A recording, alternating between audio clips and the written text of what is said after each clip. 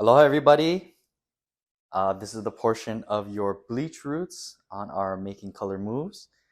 When you're doing bleach roots, it is all about the precision.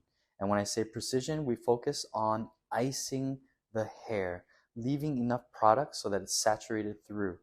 What that also means too is that you also need to leave pockets of air between the hair and or saturate the product enough so that there is no dry spots. You don't want your product drying out. So as it's processing, oftentimes you'll see stylists have a shower cap on.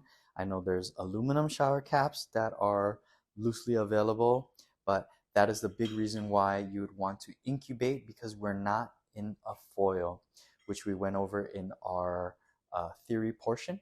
So another thing too I wanted to point out is, as again, focusing on efficiency and using a single head for our whole lesson, that is also why, and also in real life application, you do want to leave that inch off the scalp. That way it gives you room to be able to apply your product.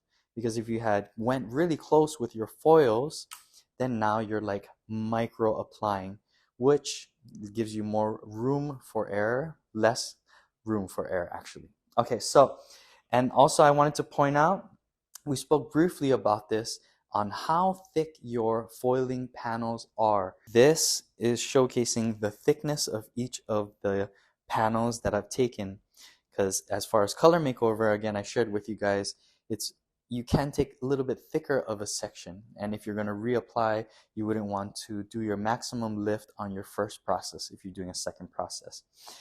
Going back to this is really to show you guys, if you take too thick of a panel, this is the result that you might see on your roots. Okay, so I'm going to start our application now.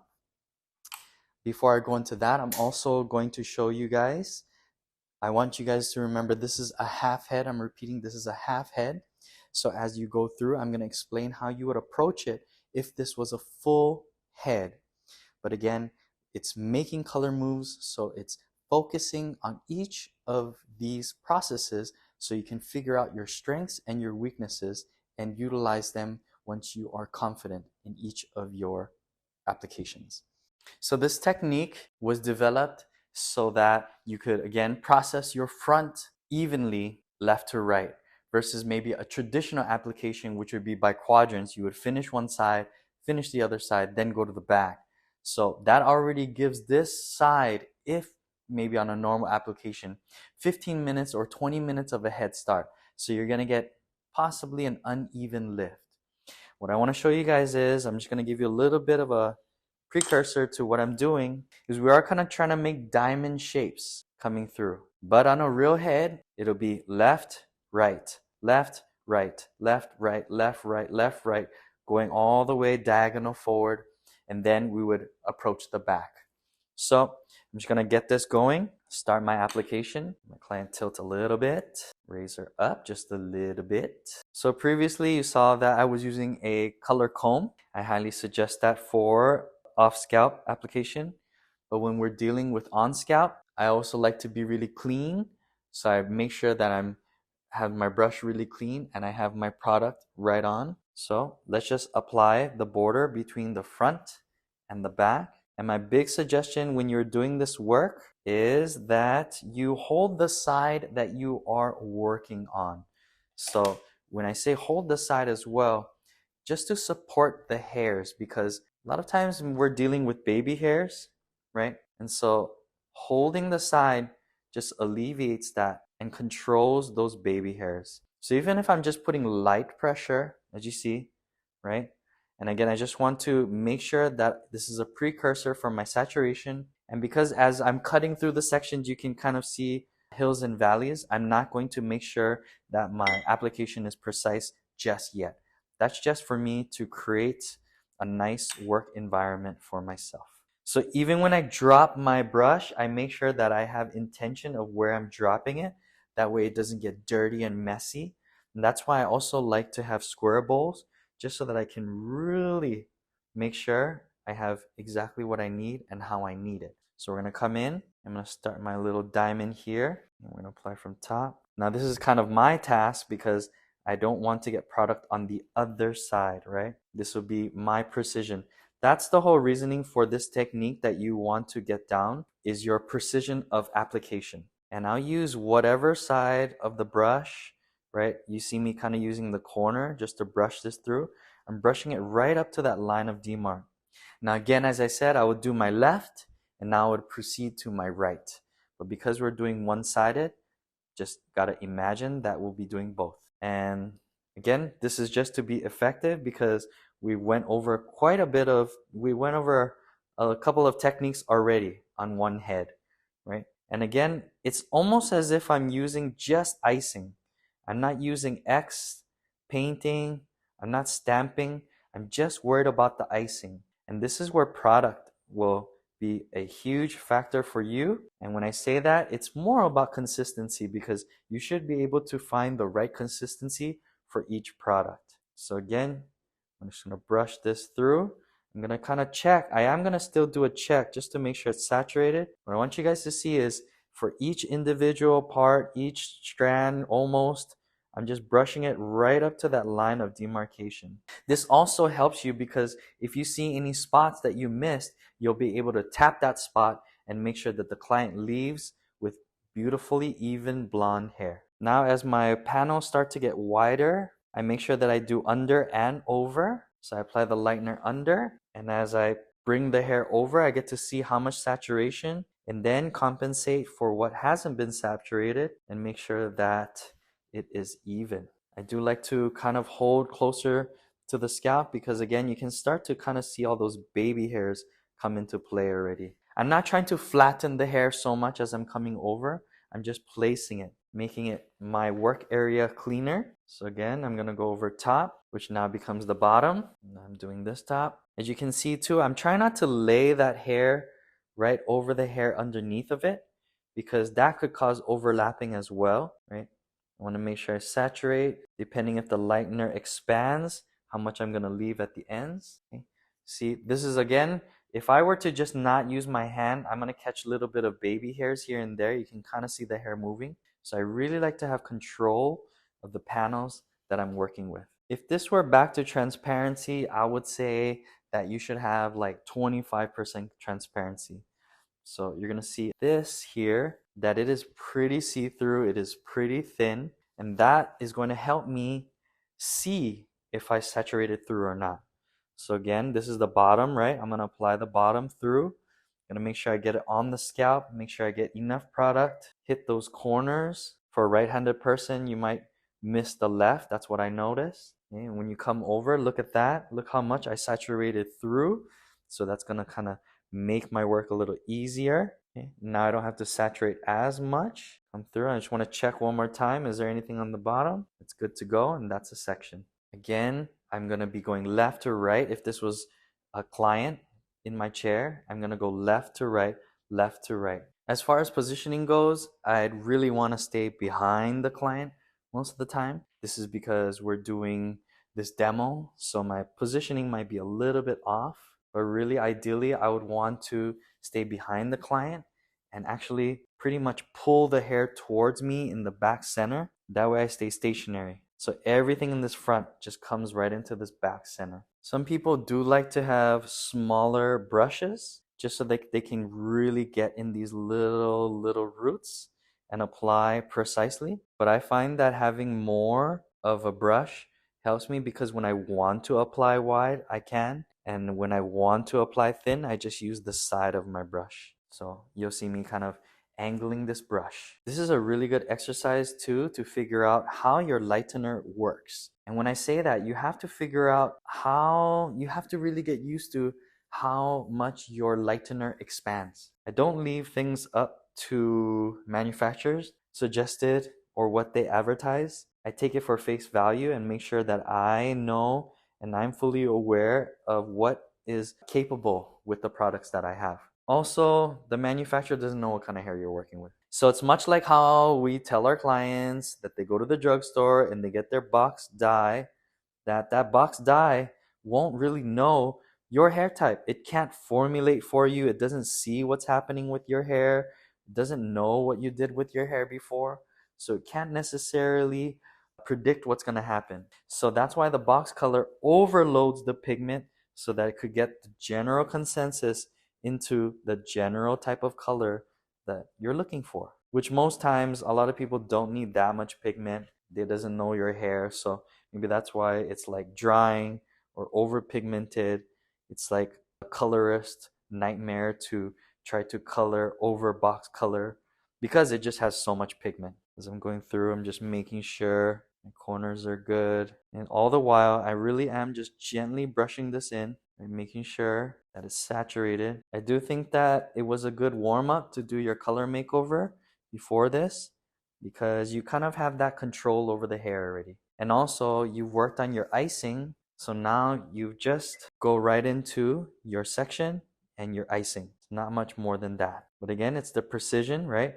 We want to make sure that it covers up all that dark. Make sure that there's enough product so that it processes evenly. And again, with this mannequin head, she's got a big hairline. So as I'm coming through, look at this. This is a really thin section, but she's got really thick hairline, which is not realistic. I've never met a client with a really, really hairy hairline. It's more like the opposite. That's why there's baby hairs. We're gonna work our way through it. As we're approaching the hairline, for client comfort, I try my best not to cross their hairline. What I've noticed over the years of doing lightener and doing bleach root applications is that sometimes the skin can be bleached. And you don't want this person to have a bleached ring around their hairline because that is very, very possible. Especially if they're darker skin, it's gonna really show. So I have my front section done. She's all saturated. She's actually already even processing. Because we would do the whole head, I don't really see a point in making your border from left to right, but your border from front to back does keep it neater. But I'm just gonna re-ice this border, especially if the client is parting their hair there. You just wanna ensure that you have enough saturation. Along with that border, if you can, again, I'm not trying to pull gently. I'm not manipulating the hair oh so much, but I do want to make sure that her bottom hairline is also saturated through. So this is, I'm going to show you, I have a hanging hair. So I'm just going to pull her off. So here I have the front done. I'm just going to do my visual check. And for this, I really don't, again, want to manipulate the hair too much. I just want to visually check where I see maybe some possible under saturation. But what you want to do is air out your product as well. Make sure that it does have some room to breathe. So I am manipulating the hair from the ends, if you can see. So I'm kind of really just pulling it here. What's nice about this technique too is that the hair doesn't really go in the client's face at any point in time. I'm just gonna ice this one more time. I see a little bit of dark. I'm just gonna super make sure I check this. Now we're at the back. I would treat the whole back as one section. Now that I've already made my border right there and it's saturated, I am gonna go along that. But I myself cannot really do things the same way robotically. I like to kind of play with what I'm doing. So I do kind of create kind of like stained glass where I change my angles.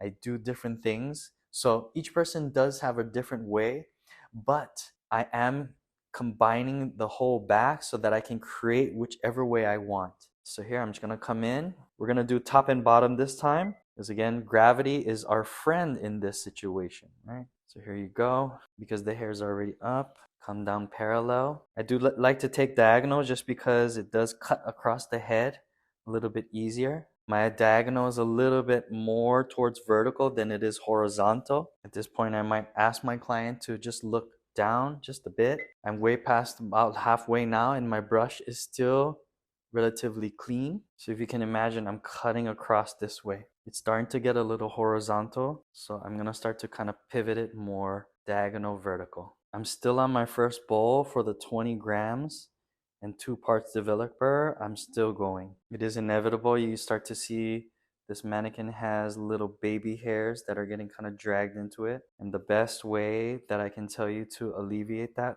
again, is always hold the section that you are doing. I'm not going to ever treat this, both ways. So one side of your part, as I'm dealing with this, and obviously I'm gonna raise this hair up over, so I'm gonna deal with that. You can translate this over to when you're applying your root color or gray coverage. Bleach is just a little bit more precise and more about time management than anything. And saturation, of course. I can't stress saturation enough. You need that hair to be saturated or else it will not process. Unlike permanent color or demi-permanent, which has kind of room to budge, kind of as long as the color is touching something, it's going to develop. But lightener works better when there is more of it. And as you guys can kind of see, I'm like lightly feathering it out. If I see a little bit of darkness from my previous off scalp bleach application, it's whatever it needs. And that's why you get to take your time. And I feel like this is way more risk management. If you ever make a mistake, at least you have the second process to fix it at that point. If you're going to put yourself in a situation where you're only going to rely on one process and you've washed out the client, and now you have this one dark spot that you have to deal with, that's much more time consuming than if you really just expect to do your second process. It's about the expectations also as a technician, right?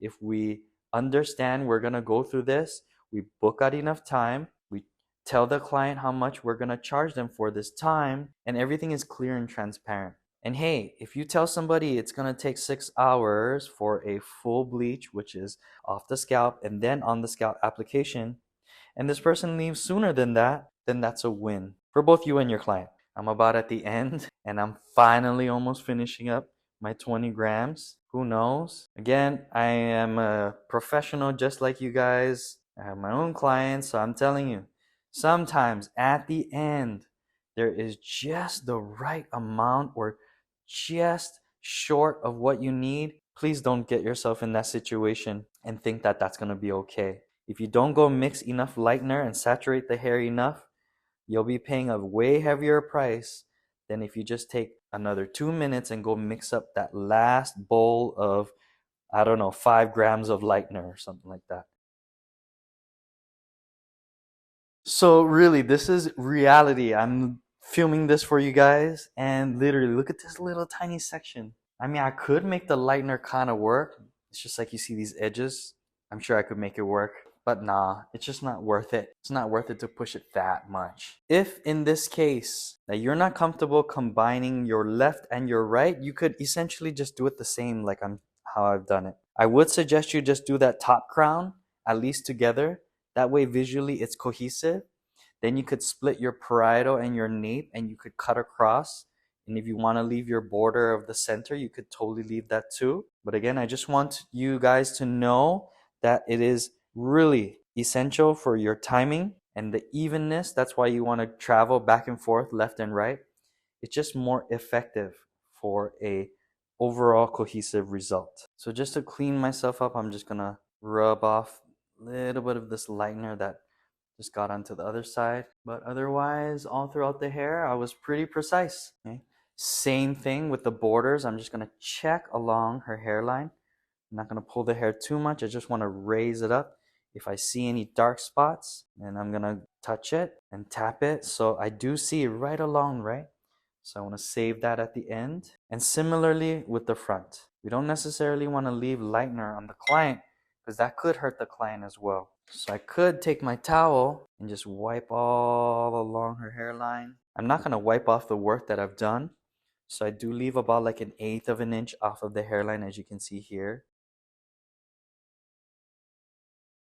So here you can see this is the completed bleach root half head of our making color moves. You can see that I really worked on precision, tried really hard not to get it on the other side. That's just a side mission that you could have, but it's not necessarily super important. But you do want to make sure you don't have too much lightener because that could throw off the other side, which you're doing the dimension, right? But again, that was just my standard for myself that I wanted to make sure it's clean coming through the section. Most of all, it's saturated. So when I pull her up, you can see how saturated she is there too. And again, you want to practice a little bit of your service. So you want to make sure that the client isn't burning their skin or getting bleached or lighter skin around their hairline. So I made sure for that as well. But yeah, this is a full bleach now.